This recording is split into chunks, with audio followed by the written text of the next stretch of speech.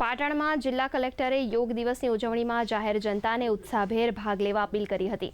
તેમણે કહ્યું હતું કે રાણીની વાવ, બિંદુ સરોવર જેવા આઇકોનિક સ્થળ પર યોગ કરાવવામાં આવશે।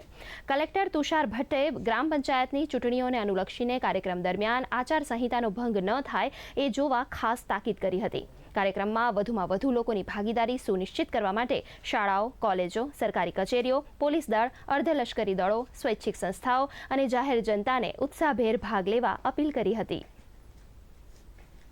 જૂન 2025ના રોજ આંતરરાષ્ટ્રીય યોગ દિવસ નિમિત્તે સમગ્ર જિલ્લામાં અલગ અલગ સ્થળોએ આ કાર્યક્રમની ઉજવણી કરવાનું નક્કી કરવામાં આવેલું છે।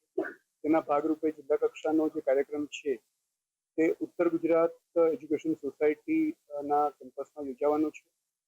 ત્યાં અંદાજે 4000 જેટલા લોકોને આપણે એકત્રિત કરી અને આ કાર્યક્રમનું આયોજન કરવામાં આવશે। જિલ્લાના રાજકીય નેતાઓ, અધિકારીગણ, કર્મચારીગણ, વિદ્યાર્થીઓ એ બધા જ ભાગ લેનાર છે। તે ઉપરાંત સમગ્ર જિલ્લાના અંદર તાલુકા કક્ષાએ પણ આ કાર્યક્રમ યોજાનાર છે। આપના માધ્યમ થકી મારે એ કહેવાનું છે કે મોટી સંખ્યામાં લોકો આ કાર્યક્રમમાં ભાગ લે તો આ યોગનો પ્રચાર પ્રસાર થાય અને લોકોનું સ્વાસ્થ્ય વધુ સારું થાય તે આશયથી આ કાર્યક્રમનું આયોજન કરવામાં આવે છે।